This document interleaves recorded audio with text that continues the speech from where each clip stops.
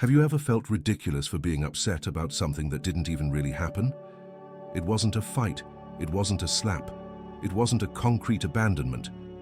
It was a sideways glance, a short text, a silence, and even so, you collapsed inside. You kept dwelling on it for hours. You tried to disguise it, but your chest burned. You invented 1,000 stories in your head, and in each version, you were the one in the wrong, the insufficient one, the disposable one. That corroded you, not because it was true, but because you believed it was. The truth is brutal. You weren't hurt by the world. You were hurt by the interpretation that your emotional self projected onto the world, and that makes you vulnerable, reactive, exposed. Carl Jung called this unconscious slavery. Until you make the unconscious conscious, it will direct your life, and you will call it fate. How many times have you called bad luck what was just a reflection of your emotional immaturity? You live at the mercy of glances, twisted phrases, short messages, other people's reactions, like an animal trained by invisible stimuli. And the worst part?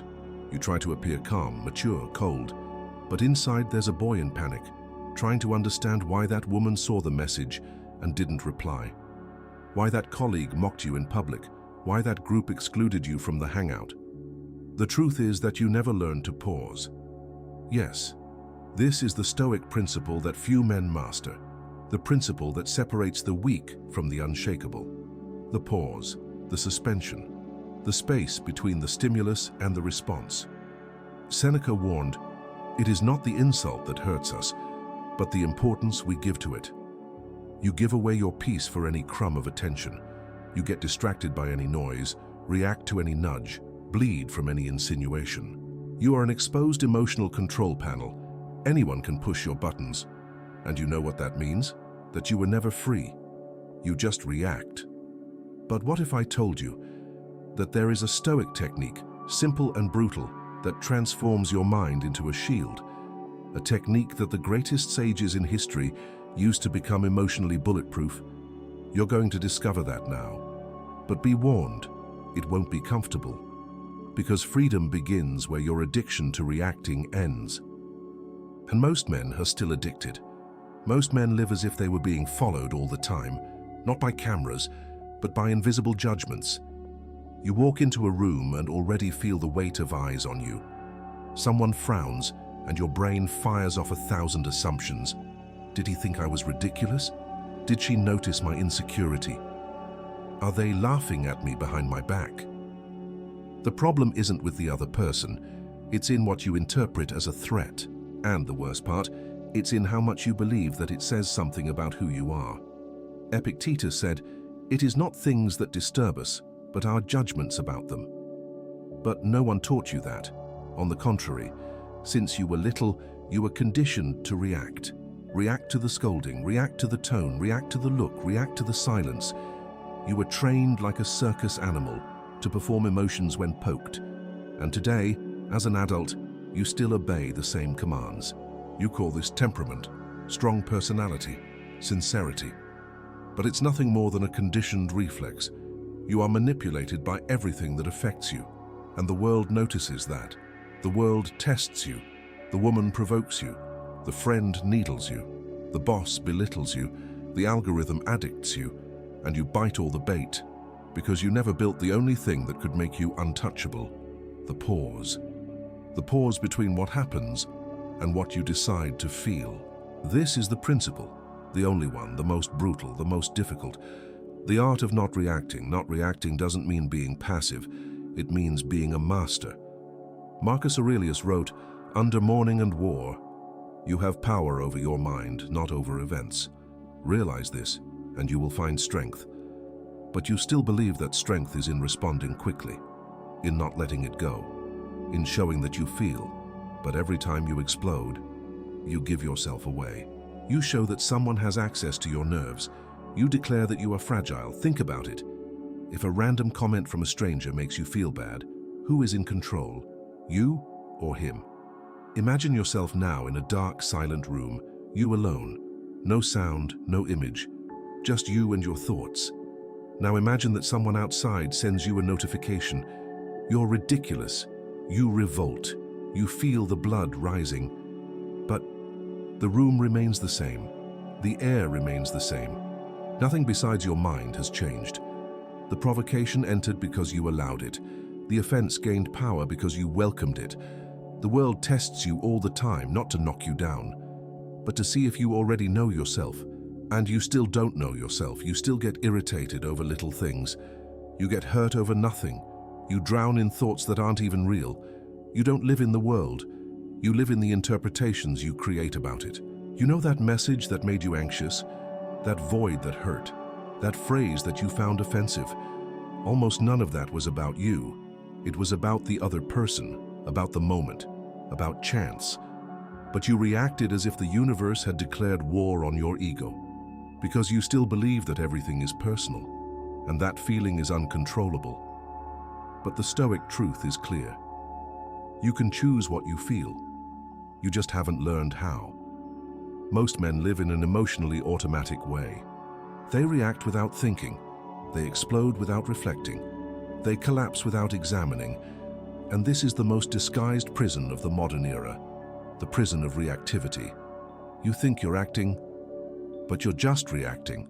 Reacting to Instagram, to WhatsApp, to the X, to the demand, to the absence, to the rejection, to the tone, to the delay, to the look. Every small movement of the world turns into an emotional sentence inside you, and you serve it without questioning. Seneca would say, "He who is easily provoked will never know freedom." Freedom is not shouting, it's not needing to shout. Strength is not reacting, it's choosing when and if it's worth it. And this is the principle that no one taught you, because the current system profits from your fragility, from your haste, from your anxiety. As long as you are emotionally exposed, you will be predictable, and a predictable man is a controllable man. The Stoic is not cold, he is impenetrable. Not because he doesn't feel, but because he doesn't give in to the first poison that touches his skin. And that's why this principle, the pause, makes you emotionally bulletproof. Most will never understand this, because most prefer to continue serving their own weakness instead of building their own strength. Have you ever stopped to realize that the worst pains you carry were created by stories you invented yourself? She saw the message and didn't reply, and you concluded that she lost interest. She was dry in a sentence, and you already imagined another guy in the place you wanted to occupy. You didn't even see what happened, but you suffered as if you had seen it. You suffered because you projected. Carl Jung warned, everything that irritates us about others can lead us to an understanding about ourselves. But you don't want to understand, you want to control. You want to make the other person react as you expect, as you need, as you dreamed. And when that doesn't happen, you bleed. But not because the other person hurt you, but because you haven't learned to sustain the void that exists between expectation and reality. That's where you break. See a common case. You're at the gym, focused, doing your workout, in silence. Suddenly, a guy looks at you strangely, frowns, turns around. What does your mind do? Did he think I was ridiculous? Am I doing the exercise wrong? Is he mocking me? 5 seconds later, your concentration is gone. Your self-esteem wavers. Your chest tightens. Your workout loses focus. And all this because of an interpretation, a story created in milliseconds without foundation, just projection, just judgment, just wounded ego. Epictetus taught that the free man is the one who does not hand over his judgment to the hands of another, but you still hand it over all the time. Now think about your most recent relationship. Remember the last discussion. It wasn't about the fact itself. It was about the tone, about the pause, about the choice of words. You reacted not to what she said, but to what you understood, or worse, to what you already expected to hear. Because whoever carries rejection hears abandonment in any phrase. Whoever is afraid of being replaced hears betrayal even in a good night. You don't react to reality, you react to your wounds. And until you make that conscious, you will continue to believe that the pain comes from outside, when, in fact, it is born in you. Marcus Aurelius called this emotional self-slavery. He said, "The soul is dyed the color of its thoughts, so be careful what you think." But you don't. You live being pulled by messages, looks, posts. A story at the wrong time and your day turns into hell. A dry lull and you already go into a spiral. A change in the response pattern and you start suffering in advance. The woman hasn't even moved away, but your paranoia has already created a farewell inside you. And then you react. You make drama, you demand, you try to manipulate, or you isolate yourself and sink. But it all started with a micro-stimulus in nothing, in an emotional dust. The truth is this: you are being trained every day to be fragile. The algorithm profits from your insecurity. The media sells with your reactivity. Society trains you to feel for everything, except for yourself. And if you don't wake up to this, you will spend your life reacting to invisible nudges, like a dog on alert, trembling from noises that don't even threaten in reality. Think about it. You are in a WhatsApp group. You post something. No one answers. In 10 seconds, your mind is already screaming, "Did I say something wrong? No one likes me. They're ignoring me."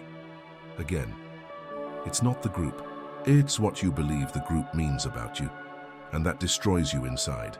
Because you never learn to distrust your thoughts. You believe everything you feel. But feelings are interpretations. They are not facts. They are products of your lens, and your lens is cracked. Imagine now another mental scene. You sitting on the bed in the middle of the night, cell phone in hand, screen light reflecting in your eyes. You reviewing an old conversation for the 10th time, trying to find the point where you lost control, trying to understand why she cooled off, why the interest disappeared. But what you are really doing is punishing yourself for not knowing how to deal with your own anxiety. You think you're trying to understand her, but you're trying to escape yourself. Carl Jung said that the greatest human terror is confronting one's own soul, and that has never been as true as it is today. That's why you seek distractions. You seek dopamine. You seek the pain of the other to forget your own. But there is a price, because the more you run away from yourself, the more fragile you become. And then any provocation shakes you, any offense breaks you, any absence consumes you, and at that point, you become a predictable man. And predictable men are men that anyone can control. The woman notices that. She tests, she disappears, she comes back, she provokes you, she measures your reaction, and you give everything away. You show that you are emotionally naked, that any movement of hers disarms you, destabilizes you, knocks you down. But it's not about her, it's about how much you still don't dominate the space between the world and you. The space between what happens and what you decide to feel. The Stoic is not the cold man. He is the man who has learned not to burn energy with fires that did not start inside him. And this is the first step to becoming emotionally bulletproof. Observe without absorbing. You walk into a heavy environment, you perceive the tension, but you don't let that cross you. You hear a sideways comment, you register it, but you don't turn that into a wound. You feel the poison of provocation, but you don't swallow it. Seneca taught, anger, when uncontrolled, is a form of madness. The wise man never gets angry about things that are not under his control.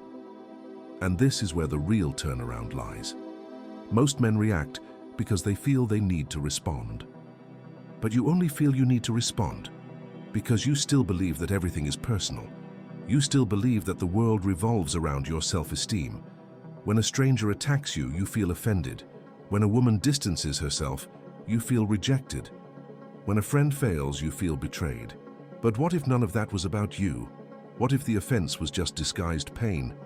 What if the distancing was a natural cycle? What if the other person's failure reflected their mess and not your worth? Epictetus said, never say, I lost such a thing. Just say, I returned it.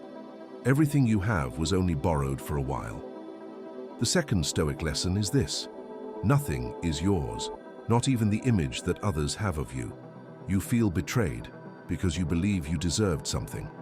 But the Stoic doesn't expect deserving. He expects reality. He doesn't cling to the comfort of illusion. He looks at what is and decides what to do with it. It is in this clarity that power resides, because the world will continue to try to affect you, but you will no longer be affectable. Imagine someone trying to argue with you, throwing indirects, creating tension, waiting for your reaction. But you don't react, not because you're running away, but because you are no longer a slave to the need to be understood. You chose silence, you chose presence, you chose the pause. This is the third lesson, mastering the space between the stimulus and the response. Marcus Aurelius called this the breath of the soul, that micro-time in which you decide whether to act like an animal or like a man, whether to respond with impulse or with presence. You think you'll look weak if you don't retaliate, but it's the opposite. The man who doesn't react is not weak, he is dangerous, because no one knows what he thinks, no one has access to his center, and that's where invulnerability is born. You can't reach a man who doesn't feel the need to prove anything. You can't manipulate someone who doesn't need to be accepted.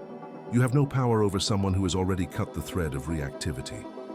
This is the Stoic, a man who walks in the midst of chaos with a calmness that frightens, because he saw what the world does to the weak and decided he wouldn't be one of them. The fourth lesson is brutal. Disconnect the emotional control panel. Remember what you've experienced in the last few weeks? That moment when someone provoked you and you bit the bait. That discussion you entered, even knowing it wasn't worth it. That answer you gave, just so you wouldn't be under. All of that was predictable. All of that was traceable. You were read. You were played. You were dominated. But now imagine this.